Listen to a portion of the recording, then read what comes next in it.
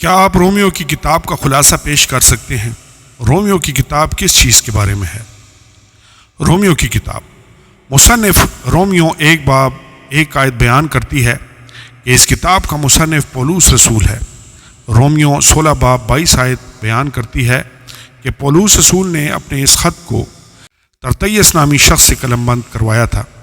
سن تحریر رومیو کے نام خط غالباً 56 تا 58 بعد از مسیح کے دوران قلم بند کیا گیا تھا۔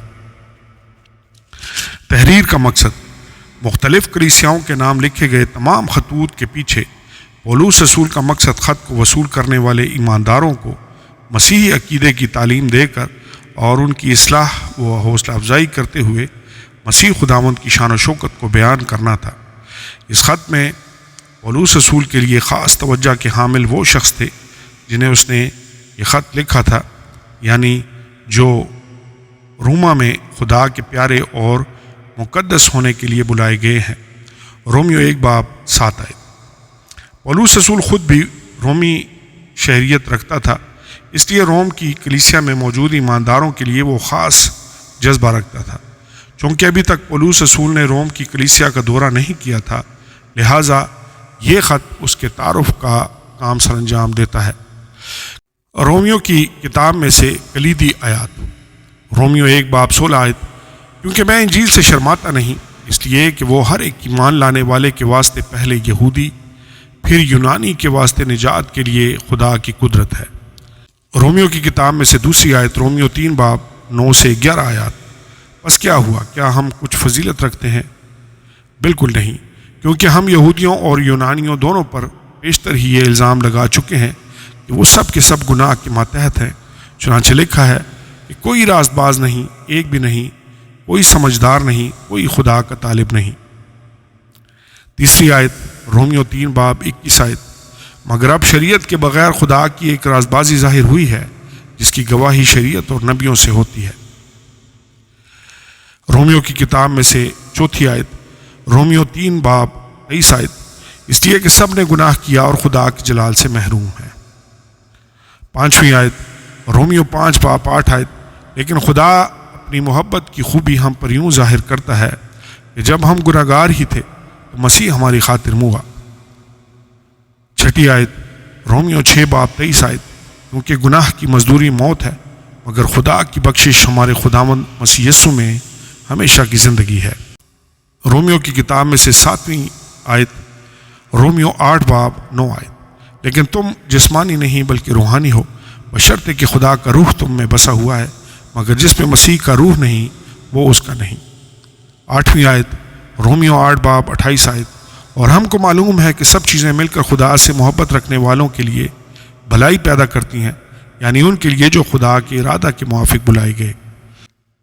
9ویں آیت، رومیو 8 باب 37 سے 39 آیات۔ مگر ان سب حالتوں میں اس کے وسیلہ سے جس نے ہم سے محبت کی، ہم کو فتح سے بھی بڑھ کر غلبہ حاصل ہوتا ہے، کیونکہ مجھ کو یقین ہے کہ خدا کی محبت ہمارے خداوند مسیح یسوع میں ہے، اس سے ہم کو نہ موت جدا کر سکے گی نہ زندگی۔ اگلی تلاوت، رومیو 10 باب 9 سے 10 آیات۔ کہ اگر تو اپنی زبان سے یسوع کے خداوند ہونے کا اقرار کرے اور اپنے دل سے ایمان لائے کہ خدا نے اسے مردوں میں سے جلایا تو نجات پائے گا، کیونکہ راست بازی کے لیے ایمان لانا دل سے ہوتا ہے اور نجات کے لیے اقرار منہ سے کیا جاتا ہے۔ اگلی آیت، رومیو 12 باب 1 آیت۔ پس اے بھائیو، میں خدا کی رحمت یاد دلا کر تم سے التماس کرتا ہوں کہ اپنے بدن ایسی قربانی ہونے کے لیے نظر کرو جو زندہ اور پاک اور خدا کو پسندیدہ ہو، یہی تمہاری معقول عبادت ہے۔ اگلی آیت، رومیو 12 باب 19 آیت۔ اے عزیزو، اپنا انتقام نہ لو بلکہ غضب کو موقع دو، کیونکہ یہ لکھا ہے کہ خداوند فرماتا ہے، انتقام لینا میرا کام ہے، بدلہ میں ہی دوں گا۔ رومیو کی کتاب میں سے آخری کلیدی آیت، رومیو 16 باب 17 آیت۔ اب اے بھائیو، میں تم سے التماس کرتا ہوں کہ جو لوگ اس تعلیم کے برخلاف جو تم نے پائی پھوٹ پڑنے اور ٹھوکر کھانے کا باعث ہیں، ان کو تاڑ لیا کرو اور ان سے کنارہ کیا کرو۔ آمین اور آمین۔ مختصر خلاصہ، پولوس اس حوالے سے نہایت پرجوش تھا کہ وہ بالآخر اس کلیسیا میں بھی کلام کی خدمت کرے، اور ہر شخص اس حقیقت سے بخوبی واقف تھا۔ رومیو 1 باب 8 سے 15 آیات۔ رومیو کے نام خط پولس رسول نے کرنتھس میں اس وقت لکھا جب وہ وہاں سے امداد لے کر یروشلم کی کلیسیا میں موجود غریب ایمانداروں کے پاس روانہ ہونے کو تھا۔ اس کا ارادہ پہلے روم اور پھر وہاں سے اسپانیا اسپین جانے کا تھا۔ رومیو 15 باب 24 آیت۔ لیکن جب اسے یروشلم میں گرفتار کر لیا گیا تو اس کے منصوبے کامیاب نہ ہو پائے۔ وہ آخر کو روم پہنچا ضرور، لیکن ایک قیدی کی حیثیت سے۔ ممکنہ طور پر فیبے نے، جو کرنتھس کے قریب کنخریا کی کلیسیا کی خادمہ تھی، اس خط کو روم پہنچایا تھا۔ رومیو کے نام خط اصل میں ایک عقائدی دستاویز ہے اور اسے 4 حصوں میں تقسیم کیا جا سکتا ہے۔ راز بازی کی ضرورت، پہلا باب 18 آیت تا 3 باب 20 آیت راز بازی کی فراہمی، 3 باب 21 آیت تا 8 باب 39 آیت راز بازی کی تائید کے لیے دلائل، 9 باب 1 آیت تا 11 باب 36 آیت راز بازی پر عمل، 12 باب 1 آیت تا 15 باب 13 آیت۔ اس خط کا بنیادی موضوع یقیناً راز بازی ہے۔ سب سے پہلے پولس رسول روح القدس کی رہنمائی سے تمام آدمیوں کو ان کی بدکاری کے باعث ملامت کرتا ہے۔ وہ روم میں موجود ایمانداروں کے درمیان خدا کے کلام کی سچائی کی منادی کرنے کی خواہش کرتا ہے۔ پولس رسول کو اس بات کی یقین دہانی تھی کہ وہ روما کی کلیسیا کے لوگ صحیح راہ پر چل رہے تھے۔ وہ بہت واضح طور پر اس بات کو پیش کرتا ہے کہ وہ انجیل سے شرماتا نہیں، کیونکہ یہ خدا کی وہ قوت ہے جس کے وسیلہ سے ہر شخص نجات پاتا ہے۔ رومیو کے نام خط ہمیں بتاتا ہے کہ خدا کون ہے اور اس نے ہمارے لیے کیا کیا ہے۔ یہ خط یسوع مسیح اور اس کی کفارہ بخش موت کے بارے میں بھی بتاتا ہے۔ یہ خط ہمیں ہمارے اپنے بارے میں بھی بتاتا ہے کہ مسیح کے بغیر ہم کیسے تھے اور اب مسیح پر ایمان لانے کے وسیلہ سے ہمیں کیا مقام حاصل ہوا ہے۔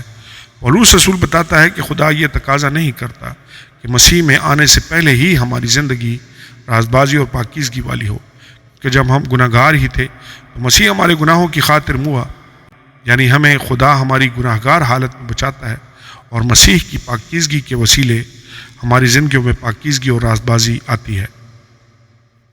پرانے عہد نامہ کے ساتھ ربط۔ رومیو کے نام خط میں پولس رسول پرانے عہد نامے کے متعدد لوگوں اور واقعات کو شاندار سچائیوں کی مثالوں کے طور پر پیش کرتا ہے۔